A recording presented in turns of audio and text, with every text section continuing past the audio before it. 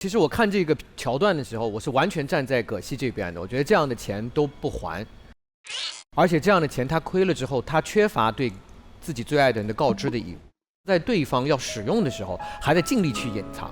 这个各种各样的恶性让我觉得这个钱一定要还。对。但是今天我们反方的发言让我想到一件事情，就是亲密关系里面当然要有结亲，但是多大程度上我们可以去容忍亏欠呢？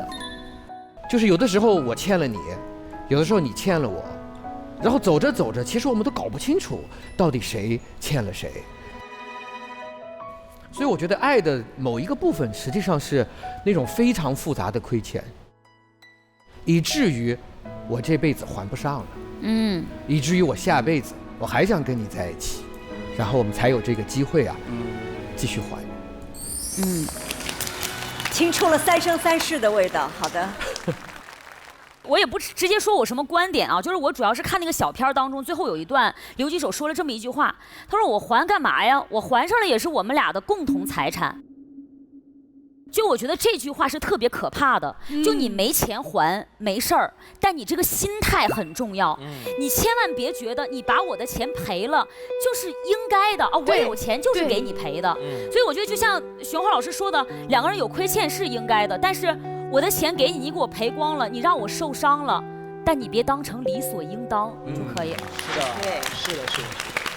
每出一样事情，我们都会想想说这事儿发生在我的婚姻里会怎么样。大概率这事儿如果发生在我的婚姻里，赔钱那个人是我，然后我大概率也不会被要还钱啊，所以我先保持在男方。但是带入到葛西那个场景里，我为什么这么想呢？大家带入到葛西的场景里，他真的气的只是被赔了钱吗？不是。气的难道不是我要用钱的时候你不告诉我吗？气的难道不是当我已经知道了底里之后，你表示说还不还无所谓吧，反正就是我们的。气的难道不是这笔钱还是葛西的嫁妆是妈妈给的吗？它不完全只是一个数字而已，它代表着妈妈对自己的女儿在出嫁之后美好生活的期待。为什么到了你那儿就变成了，这不就是我们共同的钱吗？对，你不说一说这事儿吗？对，你不表个态吗？其实反而是易阳说的时候，我又切回来了。为啥？我说哪句话？我没觉得他在玩语言艺术，因为我觉得你有一个观点是对的。哪一个？就是其实这个话不应该是葛西来要，本来应该在正常的关系里是首哥你要站出来说对不起，我赔了，我会努力的，努力不成你再来骂我。